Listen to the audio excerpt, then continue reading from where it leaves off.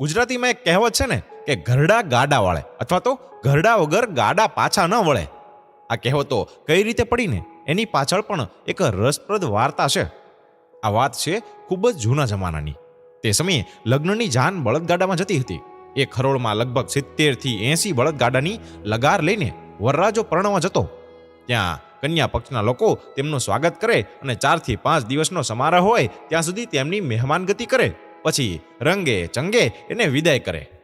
હવે આવી જ એક જાન ગામમાંથી નીકળવાની તૈયારી કરી રહી હતી. પણ જેના લગ્ન હતા ને એ ભાઈને કોઈ વડીલ સાથે કોઈ બાબતમાં થોડુંક વાંકું પડ્યું હશે, એટલે તેણે ગામમાંથી પોતાના લગ્નમાં આવનાર સૌને એક ફરમાન મોકલ્યું કે મારા લગ્નની જાનમાં કોઈ પણ ઘરડો માણસ નહીં જોઈએ, કેવળ યુવાનોને જ આવવાની છૂટ છે. હવે વરરાજાનું ફરમાન હોય તો માનવું તો પડે જ ને.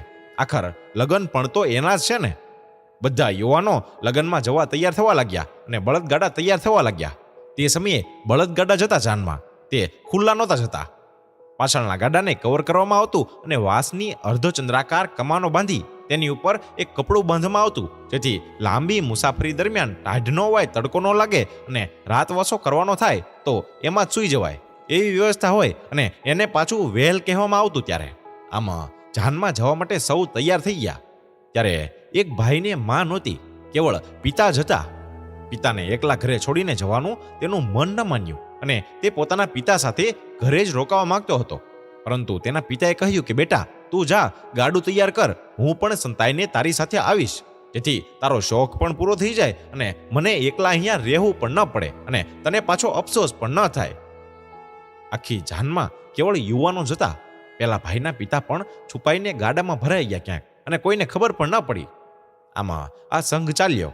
જાન 3 દિવસે કન્યાને ત્યાં પહોંચી અને કન્યા પક્ષના લોકોએ ખૂબ જ સરસ રીતે આગતા સ્વાગતા કર્યા. પરંતુ જ્યારે એમને ખબર પડીને કે જાનમાં એક પણ વૃદ્ધ વ્યક્તિ નથી આવ્યું, ત્યારે તેમને ઘણું આશ્ચર્ય થયું. અને 4 દિવસ પછી બધી રસમો પૂર્ણ થઈ અને કન્યા વિદાયનો સમય આવી પહોંચ્યો.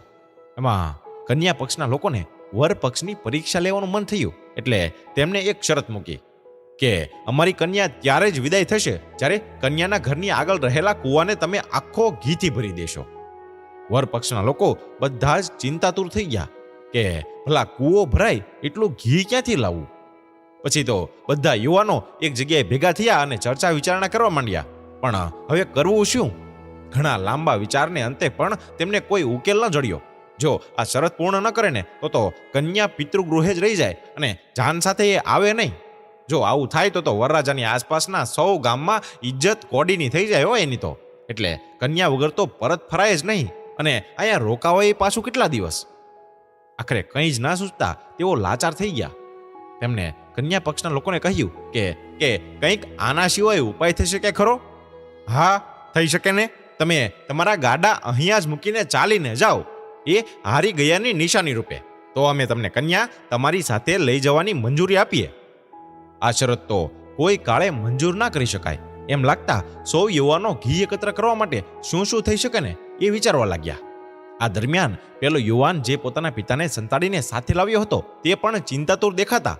પિતાએ તેને પૂછ્યું કે શું થયું છે બેટા? જાન ઉગલામાં આટલી બધી વાર કેમ લાગી રહી છે અને તું આમ આટલો ઉદાસ કેમ છે? શું થયું છે એ તો મને કે. છોકરાએ આખી વાત વિગતવાર પોતાના પિતાને કહી. પિતા બોલ્યા, બસ આટલી જ વાત છે. તું વરરાજાને જઈને કે આ સમસ્યાનો ઉપાય છે, પરંતુ ઉપાય મારા પિતા પાસે છે જેમને હું છુપાવી છે અહીંયા લઈ આવ્યો છું. પણ એમની પણ એક શરત છે જેના વિશે તેઓ ખુદ કહે છે.